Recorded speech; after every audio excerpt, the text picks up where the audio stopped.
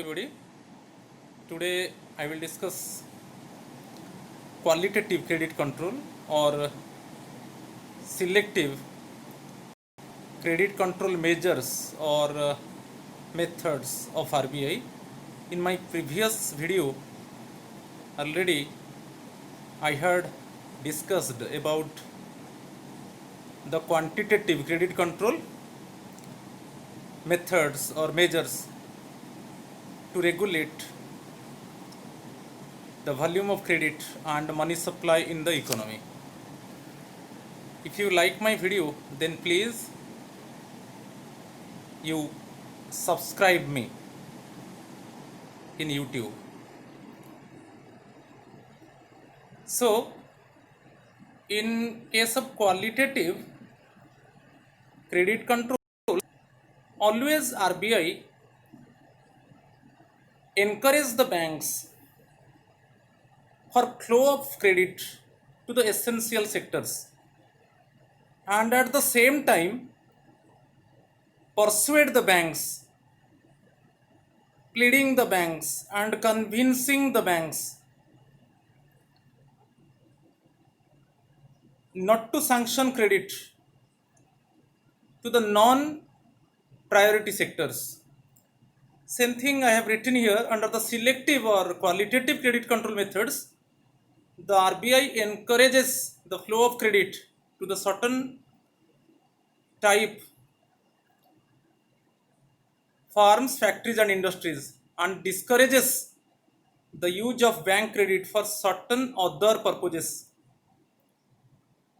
So always RBI persuade and influence the banks to sanction credit to the priority and essential sectors, those sectors producing essential goods and services which are useful for the people and also fruitful for the society, and at the same time RBI demotivate the banks not to sanction credit to the non-priority sectors. Non-priority sectors, for example, those sectors producing spurious or intoxicant goods. Those goods adversely affect the health of the people and also adversely affect the society. And at the same time also, RBI discourage the banks not to sanction credit for speculative purposes. In speculative purposes, people borrow money and invest it on bonds and shares. Due to this type of investment, there would be no flow of goods and services in the economy. Only due to this investment, the people are getting individual gains. The economy cannot get any benefit. Due to invest on speculative activities, invest on gambling activities, there is no flow of goods and services in the economy. So, always RBI demotivate the banks not to sanction credit to the non-priority sectors or non-essential sectors. Under this method, extension of credit to essential purposes is encouraged and to non-essential purposes is discouraged. The Banking Regulation Act 1949 has given extensive power to the RBI to apply selective credit control. Then I will discuss different instruments of selective or qualitative credit control. First one, fixation of margin requirements. It is the most important one. Fixation of margin requirements, actually it was first started in USA according to the Securities Exchange Act of 1934. Again, it was first time started in USA according to the Securities Exchange Act of 1934, but in India it was first time introduced in 1956. Margin requirement is the difference between the current or market value of the security given for a loan and the value of loan granted. It is the difference between the current or market value of the security and loan sanctioned against it. Okay, I will discuss one example. RBI has the power to vary the margin requirements depending upon the business conditions prevailing in the country. RBI frequently check the business conditions and financial conditions. So according to the business conditions and financial conditions, RBI has exclusive power to vary or to change the margin requirements in the country. For example, you see a person mortgaging land whose market value is rupees 100 lakh. So here a person want to keep a collateral asset like land whose market value is rupees 100 lakh with the bank for loan, and margin requirement is 25%. So what is the 25% of rupees 100 lakh? It is 25 lakh. Then how much loan grant by the bank or how much loan sanctioned by the bank? It is rupees 75 lakh. So again you see the definition.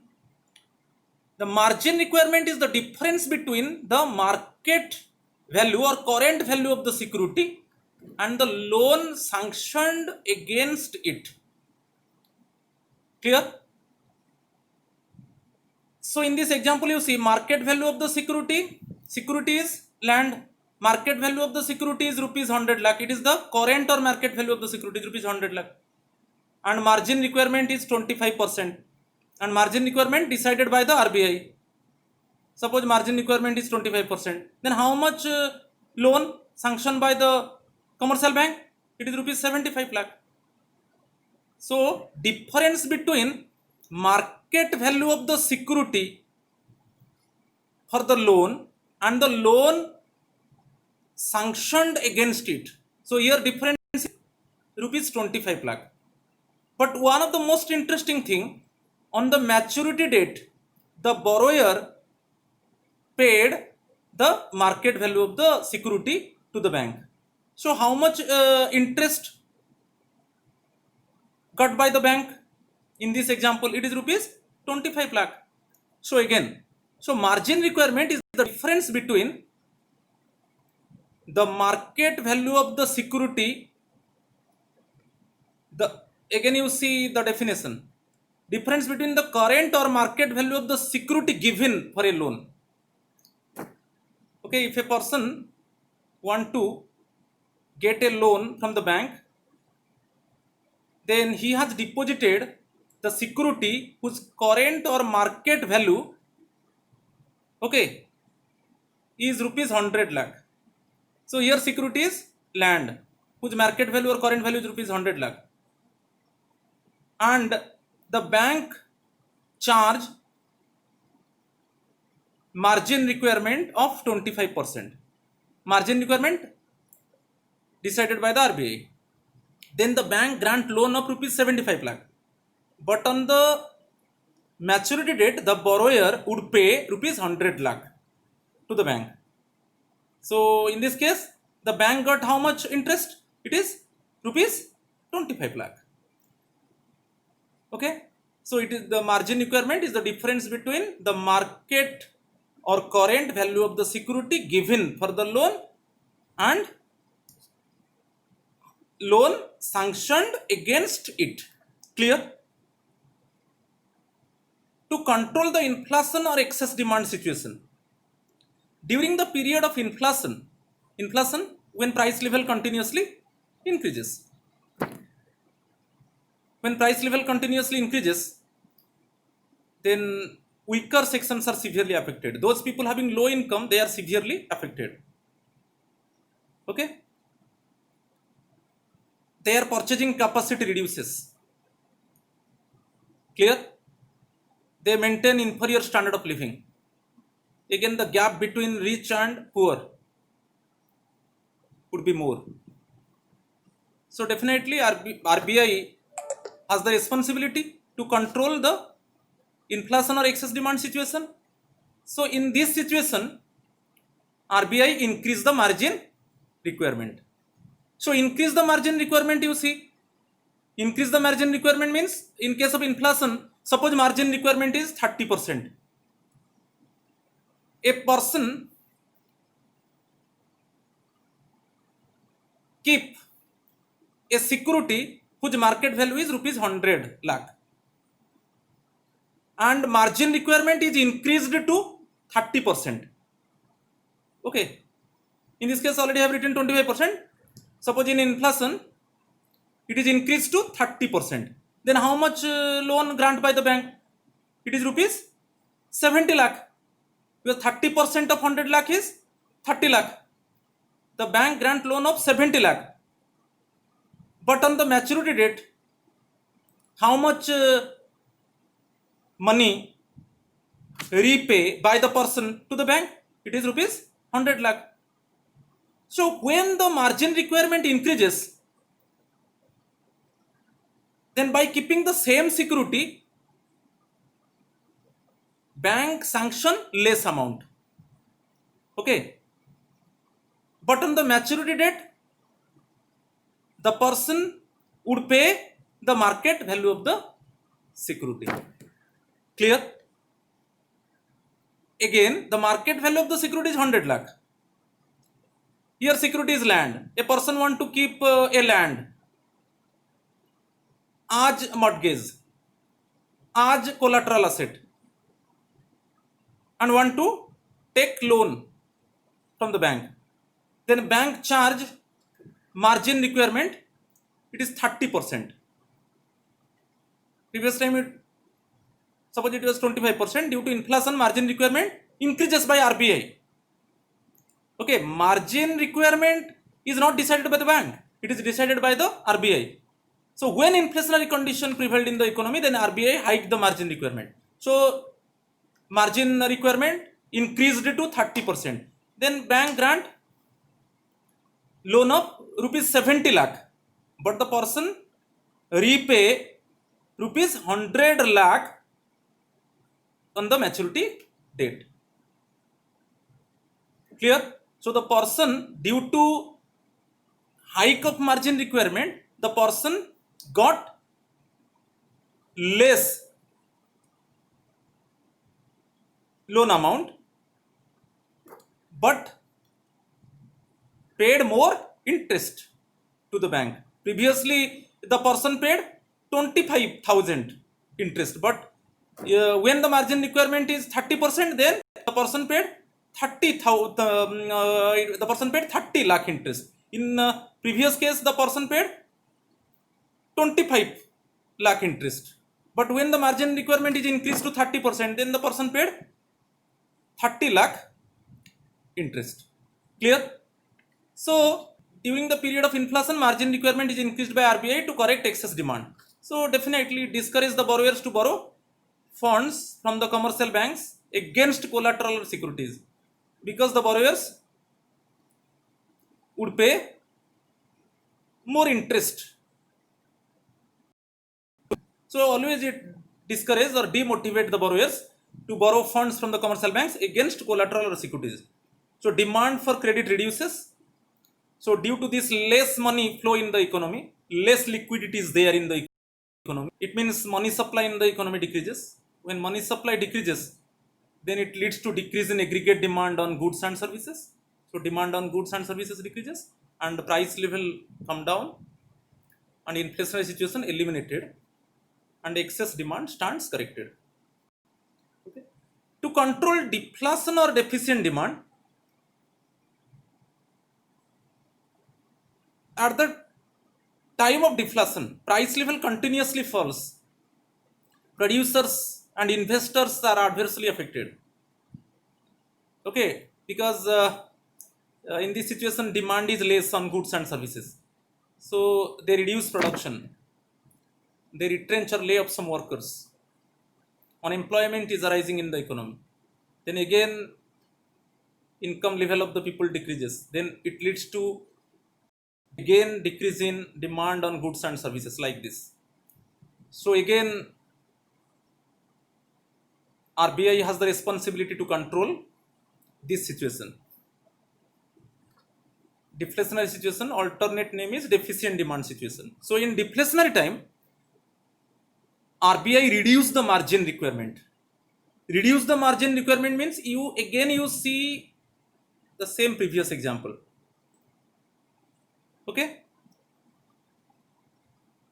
in this example margin requirement is 25%, but when deflationary situation is prevailed, then RBI reduce the margin requirement. Suppose margin requirement reduced to 20%, then a person keep a security whose current or market value is rupees 100 lakh, margin requirement is 20%, then how much loan sanctioned by the bank? It is rupees 80 lakh, rupees 80 lakh, but the person on the maturity date the person would pay rupees 100 lakh to the bank. So how much interest paid by the person? It is rupees 20 lakh.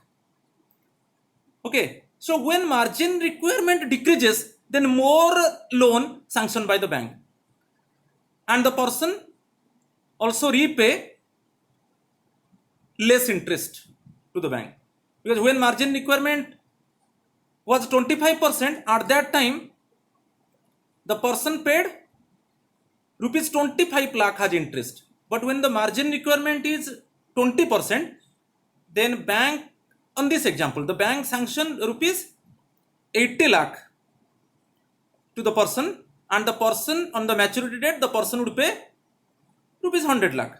Already I told you maturity date the person would pay the market value of the security, and in new case when the margin requirement is 20%, the person repay rupees 20 lakh as interest.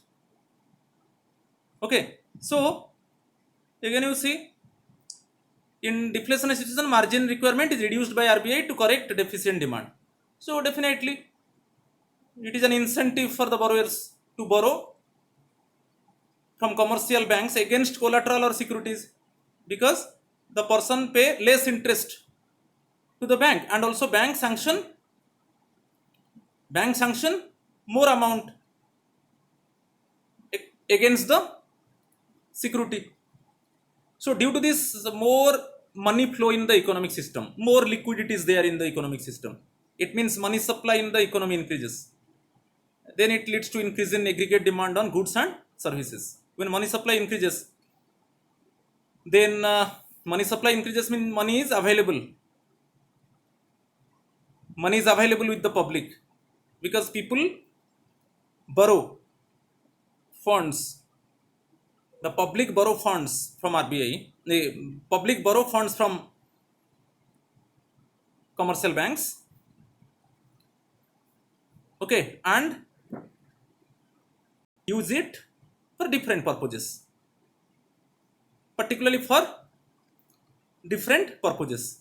So it leads to increase in aggregate demand on goods and services. Due to this price level raises, it eliminates deflationary situation and correct the deficient demand. It's very important one. Second component by instrument of selective credit control is credit rationing. Credit rationing means regulation of credit. It is regulating the purposes or credit is granted by the commercial banks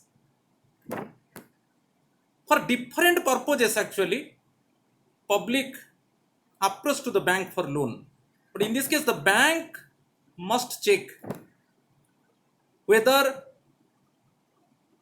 purpose is to produce essential goods and services, or purpose is to produce non-essential goods and services. If the purpose is to produce essential goods and services, then the bank sanction loan. If the purpose is to produce non-essential goods and services, then bank cancel the loan. So credit rationing is regulating the purposes for which credit is granted by the commercial banks. To ensure overall development of a nation, development of various sectors is a must. Finance is to be distributed to various sectors as per these requirements. But in credit rationing, it is most important one, the purpose. For what purpose? The public approach to the bank for loan. The bank must check it first. If the person approach to the bank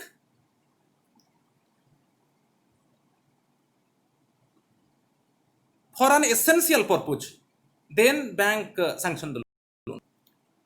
If the bank detect that the person approach the loan for non-essential purpose or for unproductive purpose, then bank cancel the loan. So in this case, definitely priority sector should be given more preference in lending loans. According to the instruction of the RBI, and RBI always pleading the banks, always give preference in lending of loans to the priority sector, and for others minimum attention will be given. So for others means those people want to invest it on speculative activities, those people want to invest funds on unproductive purposes, or invest funds on producing intoxicant goods or spurious goods. Those goods adversely affect the health of the people, adversely affect the society. Okay, so in credit rationing, priority sector should be given more preference, but for others minimum attention will be given. It paves way for the optimum utilization of money. So in credit rationing, always it is regulating the purposes for which credit is granted by the commercial banks. RBI always reading, convincing and persuade the commercial banks to sanction credit to the priority sectors, and at the same time always demotivate the commercial banks not to sanction credit to the non-essential sectors or non-priority sectors. I told you non-essential and non-priority sectors, speculative activities or producing some goods and services which are not useful for the people and not fruitful for the society. Okay, so first one, the bank must check the purpose. If purpose is productive one, bank sanction loan. If purpose is unproductive one, bank cancel the loan. Next one, moral suasion.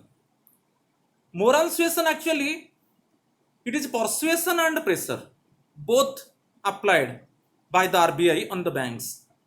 It means advising, requesting and persuading the commercial banks to cooperate with the RBI in implementing its general monetary policy. Monetary policy is the policy of the RBI to control credit and money supply in the economy. In monetary policy, RBI declare the bank rate, repo rate, reverse repo rate, cash reserve ratio, statutory liquid ratio, okay, margin requirement and other guidelines. Other guidelines means in credit rationing, always bank RBI pleading the banks, RBI always convince the banks, RBI always influencing the banks not to sanction credit to the non-essential sectors, non-priority sectors, and always motivating the banks to sanction credit to the priority sectors.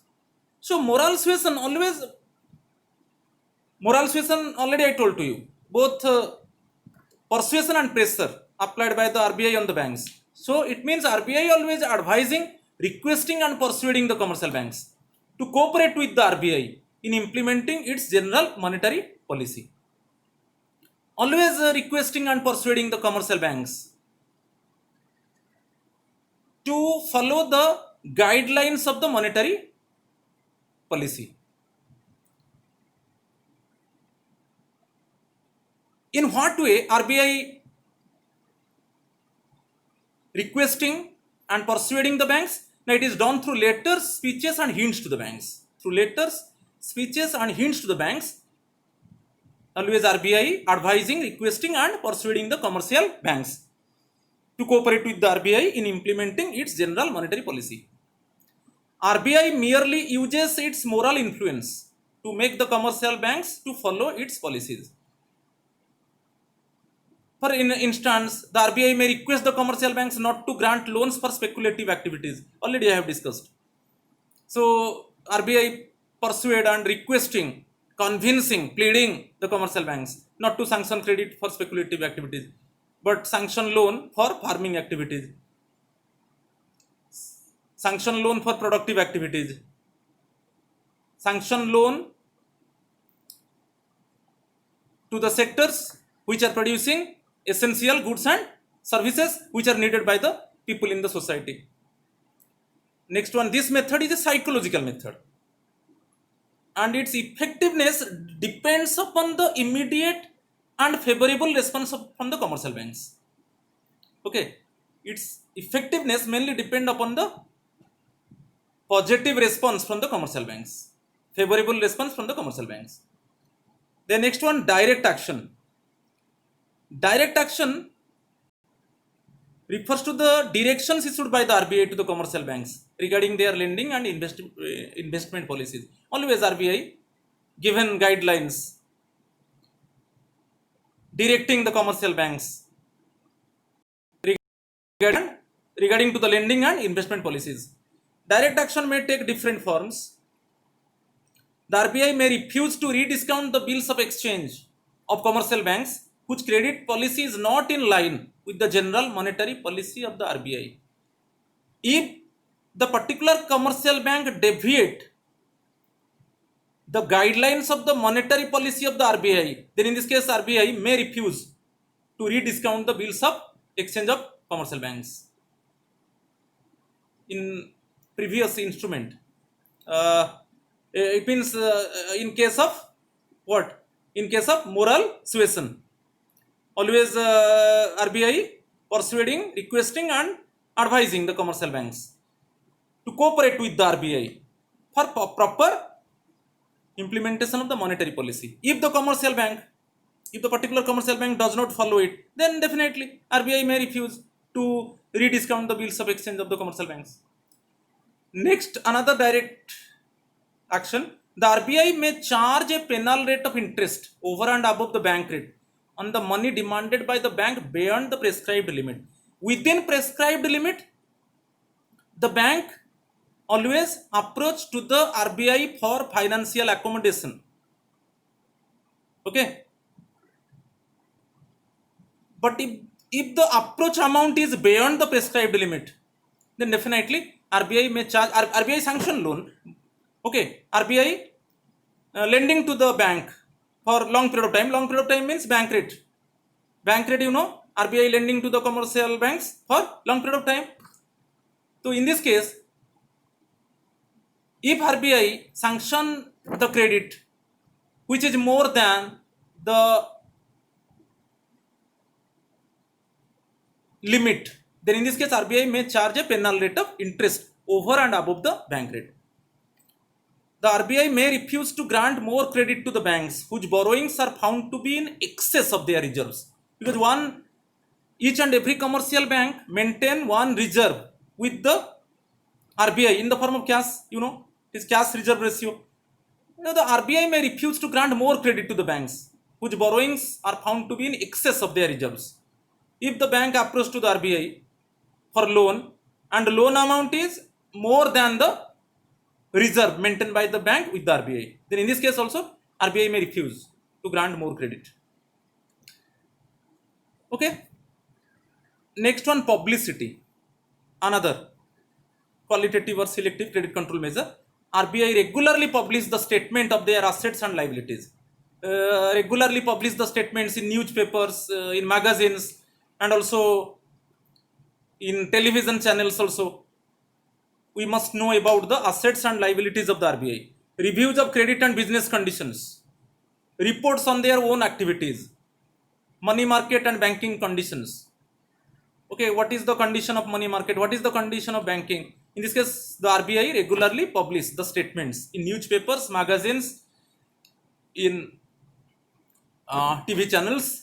Okay, from the published material, the banks and the general public can anticipate.